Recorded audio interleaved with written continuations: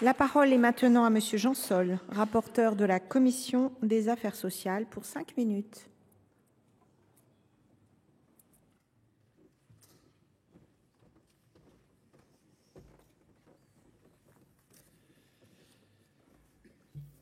Merci. Madame la présidente, monsieur le ministre, monsieur le président de la Commission des affaires sociales, mes chers collègues, les 640 000 infirmiers de notre pays constituent un pilier silencieux mais essentiel de notre système de santé, œuvrant avec un dévouement exemplaire malgré des conditions d'exercice souvent éprouvantes. Aujourd'hui, la profession est en souffrance. Ce n'est un secret pour personne. Elle est traversée par un sentiment de manque de reconnaissance découlant d'un cadre d'exercice obsolète. Les conditions de travail dégradées, notamment en établissement, alimentent une forte rotation des effectifs et parfois des abandons de métiers.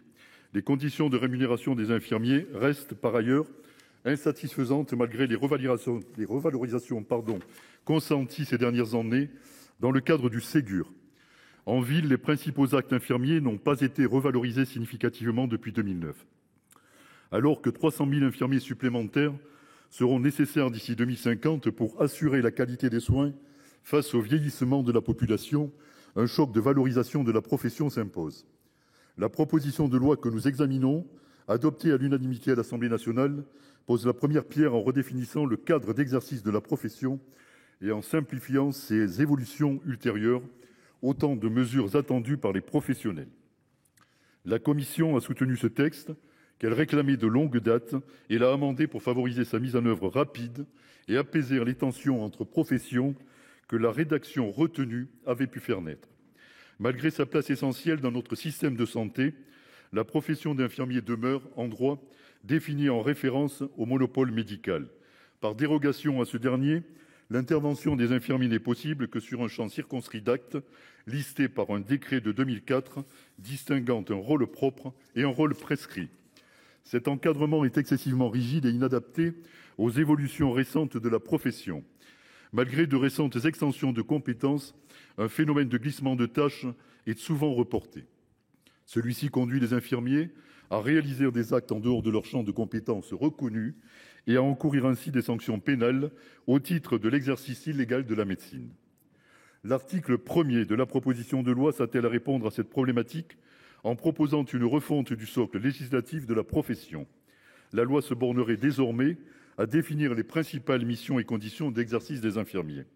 Elle renverrait au décret le soin de définir les domaines d'activité et de compétences de la profession et à l'arrêté celui de fixer la liste des actes qu'elle réalise. À notre initiative et dans une logique d'apaisement, la Commission a adopté 4 amendements destinés à préciser ce cadre général, à valoriser la recherche en sciences infirmières et à réaffirmer la complémentarité de l'exercice infirmier avec celui des autres professionnels. L'article 1er de la proposition de loi consacre également les notions de consultation et de diagnostic infirmier. Ces dernières sont anciennes et fondées sur le rôle propre de la profession. Elles se distinguent donc sans ambiguïté de la consultation et du diagnostic médicaux et leur sont complémentaires. Un pouvoir de prescription de produits de santé et examens nécessaires à l'exercice de leur profession serait ainsi confié aux infirmiers sur un champ plus étendu que celui qui leur est aujourd'hui reconnu, des dispositions soutenues et précisées à notre initiative par la Commission. Enfin, l'article 1er consacre l'accès direct aux infirmiers intervenant en soins de premier recours dans le cadre de leur rôle propre. La prise en charge en ville de ces actes demeure trop souvent conditionnée à une prescription préalable, malgré l'autonomie reconnue aux infirmiers dans ce périmètre. Une expérimentation portée par l'article 1er quater ouvrira en outre l'accès direct aux infirmiers à un exercice coordonné au-delà de leur rôle propre. Il nous semble qu'une telle expérimentation devrait se révéler utile, notamment pour apprécier l'opportunité d'une évolution des compétences infirmières ou, en leur sein, des périmètres respectifs, des rôles propres et prescrits.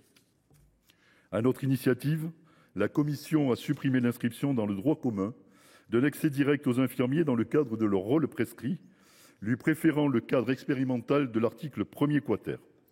Elle a également supprimé les dispositions faisant de l'adhésion à une communauté professionnelle territoriale de santé, CPTS, une condition suffisante à l'accès direct expérimenté, celle-ci ne garantissant pas toujours un niveau de coordination suffisant est prévue une saisine préalable de la Haute Autorité de Santé et de l'Académie nationale de médecine, des consultations usuelles et sécurisantes.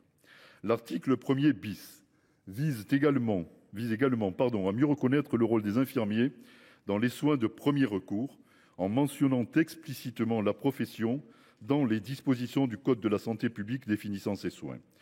La commission a rétabli à notre initiative la mention de la contribution du médecin traitant à ces mêmes soins, supprimée dans le texte transmis. Je laisse désormais à ma collègue Madame Romani de prendre le relais pour présenter les dispositions restantes. Je vous remercie. Merci, monsieur le rapporteur. Monsieur le rapporteur Jean Sol, vous souhaitiez également intervenir. Oui, Madame la Présidente, Monsieur le Ministre et mes chers collègues, avant d'aborder l'examen du texte, nous souhaitions nous faire l'écho avec ma collègue d'une vive inquiétude concernant les conditions de remplacement des infirmiers libéraux relayés en audition par leurs représentants. Le remplacement des infirmiers libéraux concourt à la continuité des soins qui constitue à la fois une obligation déontologique et un impératif sanitaire. Il est encadré, comme vous le savez, par le Code de la santé publique qui autorise un infirmier à se faire remplacer temporairement par un confrère sous réserve qu'il n'exerce aucune activité infirmière pendant la même période. L'infirmier remplaçant conserve donc pleinement son indépendance et n'est pas placé sous l'autorité de l'infirmier remplacé, alors que ces règles sont demeurées inchangées ces dernières années. Les infirmiers libéraux, Monsieur le Ministre, sont confrontés à une recrudescence récente des contrôles portant sur les conditions de leur remplacement. Ces contrôles sont notamment diligentés dans les zones dites surdotées, au sein desquelles le conventionnement est régulé.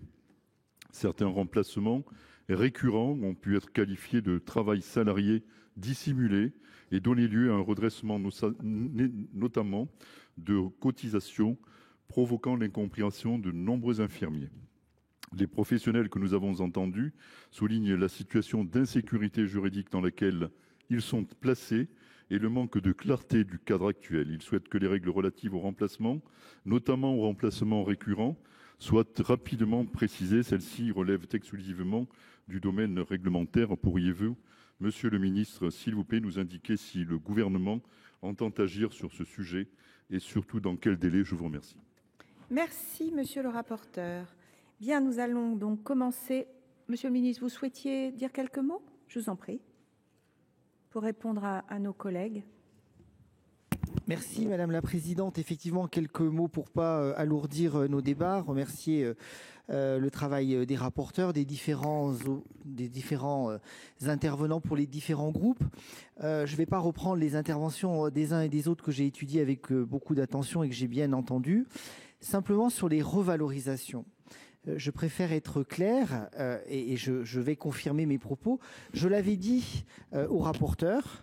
Madame la rapporteure avait réinsisté sur ce point-là. Je m'étais engagé au banc à l'Assemblée nationale de dire qu'effectivement, si le texte était voté, j'espère qu'il le sera ce soir, nous ouvrirons les négociations conventionnelles.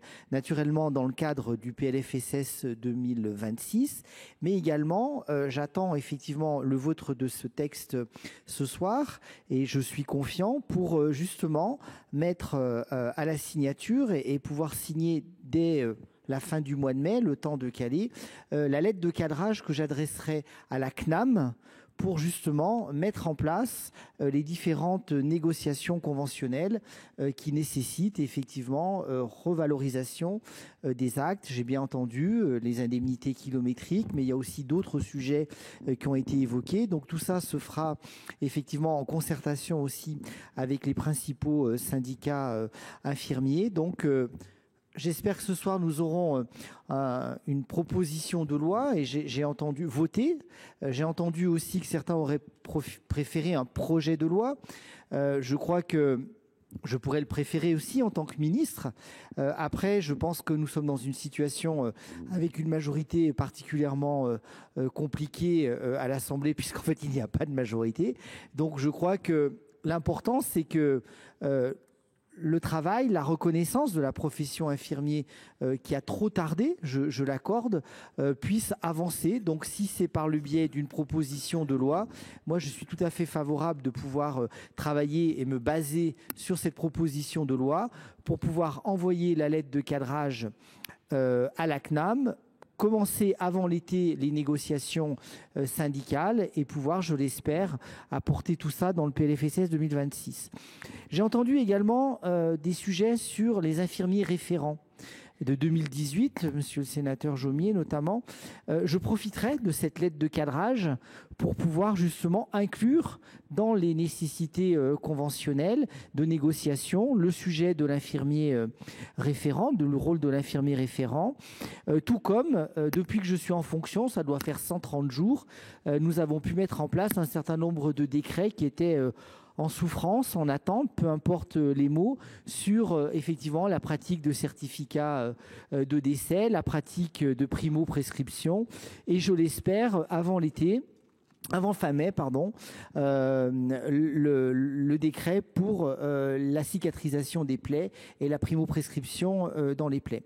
Donc ça, je m'y engage également. Et le dernier point, sur effectivement dans les zones surdotées, les discussions, les contrôles que vous me faites remonter, j'ai bien pris le point, donc je vais saisir dans les meilleurs délais. Donc je vois la CNAM quasiment toutes les semaines, donc je vais m'en ouvrir à Monsieur Fatoum, pour qu'effectivement il y ait un éclaircissement des rôles et des missions de chacun entre la CNAM, l'URSSAF, le Conseil de l'Ordre et là aussi les principales organisations syndicales, pour qu'on laisse travailler les infirmières, les infirmiers, qu'elles apportent le soin, puisque ces contrôles, je peux comprendre qu'ils perturbent l'engagement que les soignants ont auprès de leurs patients, tout en rappelant également les règles et les devoirs du rôle, de la situation que l'infirmier remplaçant doit être entre guillemets au clair, et surtout repréciser qu'un infirmier